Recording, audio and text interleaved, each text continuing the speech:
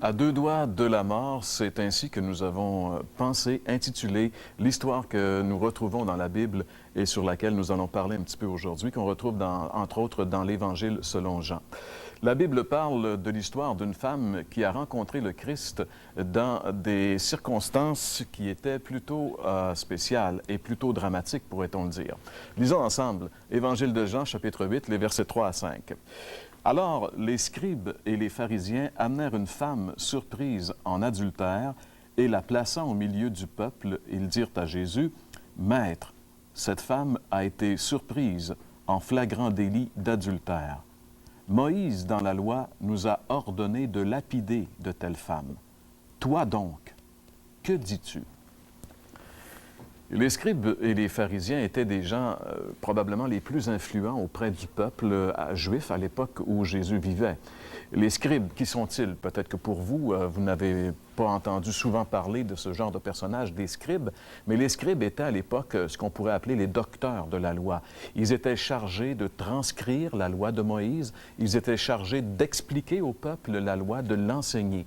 On pourrait dire l'équivalence moderne des théologiens, des gens qui étaient donc très importants dans la société, particulièrement dans la société juive.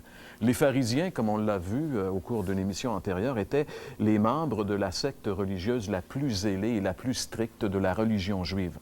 Ces deux groupes de personnes étaient donc les meilleurs représentants de la loi de Moïse. Cette loi que Dieu avait donnée à Moïse alors qu'il était sur le mont Sinaï et qui représentait les saintes et les justes exigences d'un Dieu parfaitement juste et saint. Mais aussi cette loi, elle condamne tous les hommes parce que justement, tous les hommes ont enfreint la loi juste et sainte de Dieu. Cette loi, elle est ce qu'on pourrait dire l'acte juridique divin de notre condamnation à tous. Et eux aussi, ces scribes et ces pharisiens qui amenaient à Jésus cette femme, bien, eux aussi étaient condamnés par la loi de Moïse, mais eux, ils se cachaient sous le couvert de leur connaissance et de leur religion. Car la religion, c'est un peu ça, on pourrait dire. C'est une espèce de couverture, une espèce de vêtement pour essayer de se cacher, de cacher notre condamnation devant un Dieu juste et un Dieu saint. Alors donc, ces représentants officiels, ces notables du peuple, ont amené là, au milieu de l'attroupement qui s'était produit, cette pauvre femme qui, normalement, je crois, devait être toute tremblante, effrayée, et qui savait probablement que sa dernière heure était arrivée. Elle savait que la plus terrible des morts l'attendait, la lapidation. C'est probablement pour cette raison, comme on le voit dans le texte, que l'apôtre Jean souligne cette particularité qu'on l'avait mise au milieu de la foule. La femme s'est retrouvée au milieu, car la lapidation consistait à lancer des pierres à la personne condamnée jusqu'à ce qu'elle meure. C'est ce que la loi de Moïse dit de toute personne trouvée coupable d'adultère.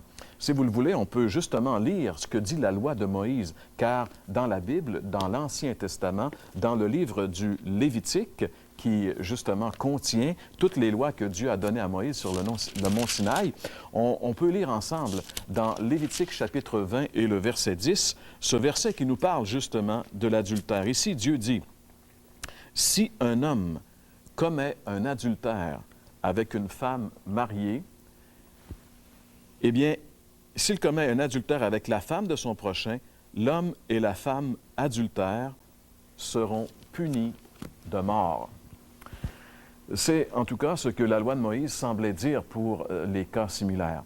Le pire, on ne sait pas historiquement si encore à cette époque, on appliquait littéralement la loi de Moïse. On sait qu'à l'époque de Jésus, Israël n'était qu'une province romaine de l'Empire romain et que les Juifs étaient privés de leurs droits légaux dans bien des domaines.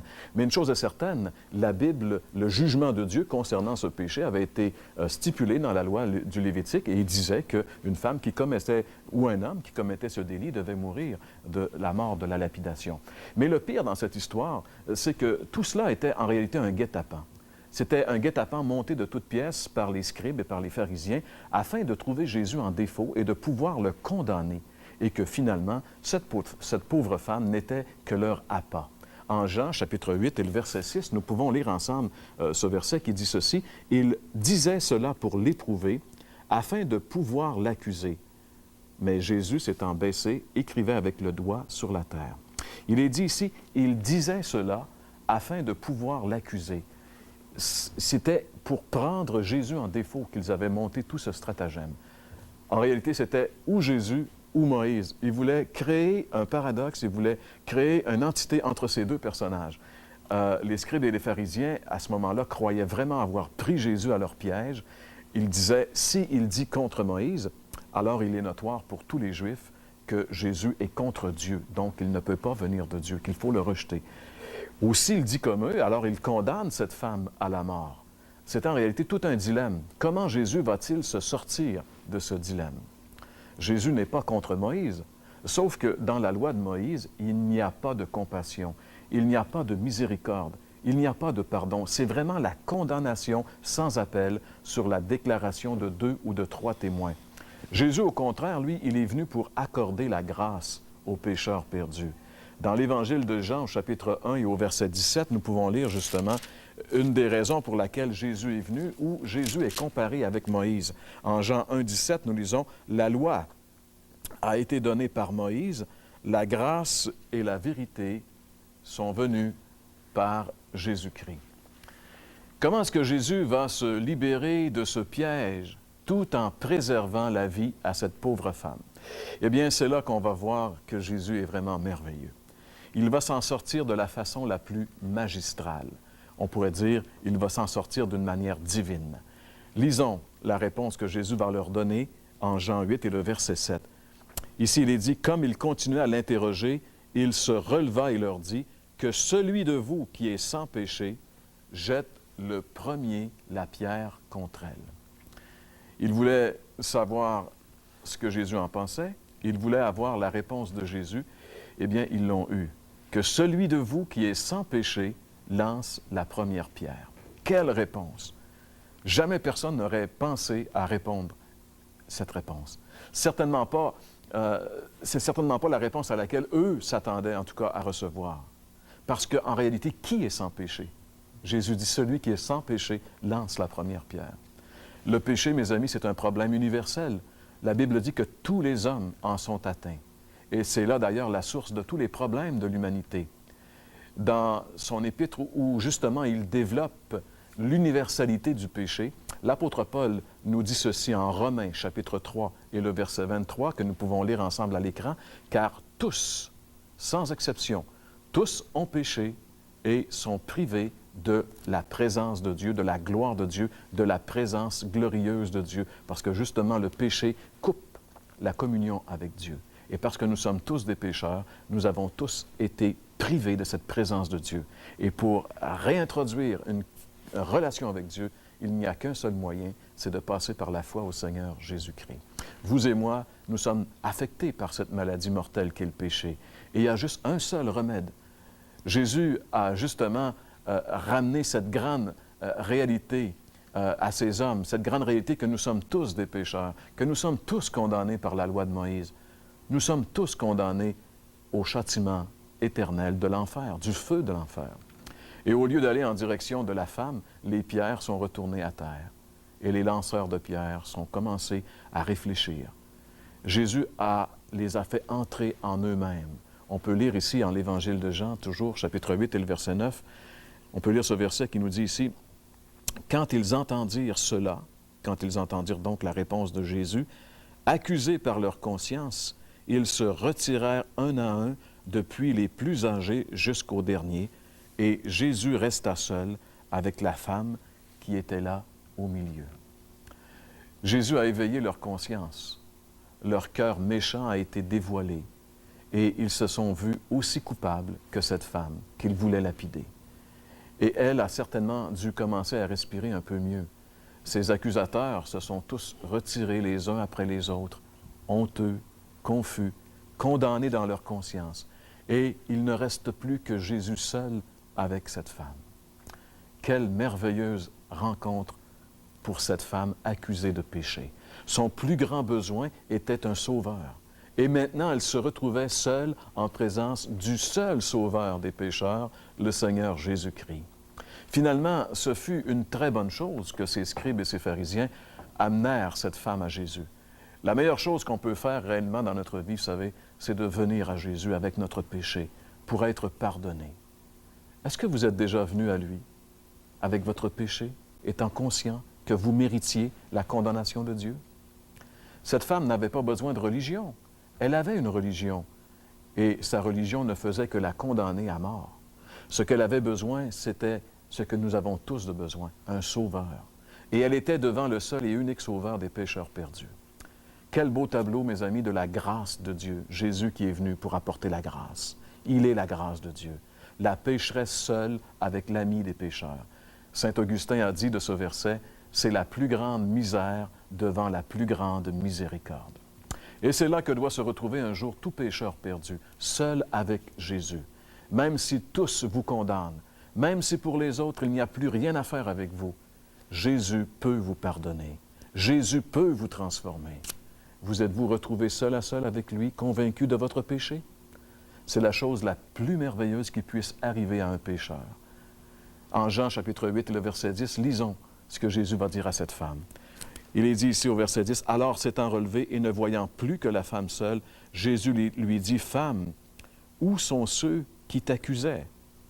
Personne ne t'a-t-il condamné? » Jésus dit, « Où sont ceux qui t'accusaient? » Si Jésus n'avait pas été là, si on avait amené cette femme à n'importe quel autre juge humain, probablement qu'elle aurait déjà été morte.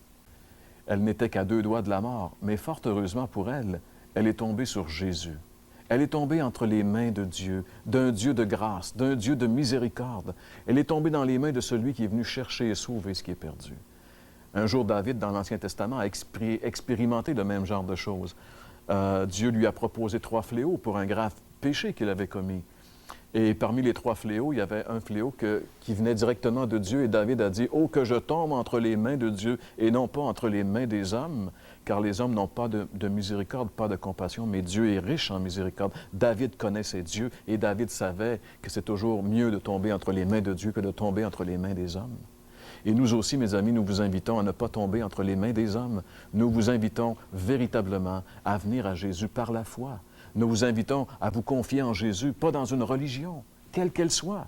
C'est lui, Jésus, qui est mort sur la croix pour que vous puissiez être sauvés, parce qu'il vous aime. Venez à lui aujourd'hui, confiez-vous en lui. Il est doux et humble. Il est le seul qui a le pouvoir de pardonner tous vos péchés et qui a le pouvoir de transformer complètement votre vie. C'est lui dont vous avez besoin. Vous n'avez pas besoin d'une nouvelle religion, mais vous avez besoin d'un sauveur. C'est ce que cette femme a découvert ce jour-là. Dans la présence de Jésus, cette femme a été complètement transformée. Lisons ensemble les dernières paroles de ce passage, Jean chapitre 8, le verset 11. Elle répondit, « Non, Seigneur, personne ne m'a condamné. » Et Jésus lui dit, « Je ne te condamne pas non plus. Va et ne pêche plus. » Aucun homme n'a pu véritablement condamner cette femme parce qu'en réalité, en condamnant cette femme adultère, ceux qui la condamnaient se condamnaient eux-mêmes. C'est pourquoi on lit ici que Jésus dit « Où sont ceux qui te condamnaient? » Parce qu'en réalité, ils étaient tous partis. Mais le seul qui pouvait la condamner, en réalité, c'était Jésus. Puis lui, il dit « Je ne te condamne pas. » Pourquoi? Parce que Jésus aimait cette femme. Il ne veut pas qu'elle meure, mais qu'elle vive. Il est venu du ciel pour les gens comme elle, des pécheurs perdus, non pas pour les condamner, mais pour les délivrer, pour les pardonner. C'est pourquoi il dit ces paroles extraordinaires à cette femme. « Je ne te condamne pas, va et ne pêche plus. » Voilà, mes amis, la grâce de Dieu. Voilà l'Évangile. Voilà la bonne nouvelle.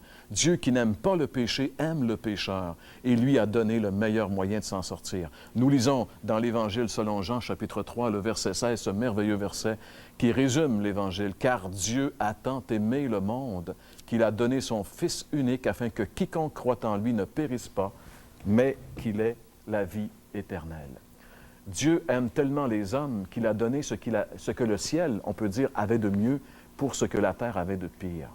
Jésus n'est pas venu du ciel pour condamner les pécheurs, mais il est venu du ciel pour les sauver. C'est ce que dit la Bible. Si vous voulez lire avec moi dans Jean, chapitre 3 et le verset 17, regardez et lisez ensemble ce que Dieu dit. Dieu, en effet, n'a pas envoyé son Fils dans le monde pour qu'il juge le monde, mais pour que le monde soit sauvé par lui.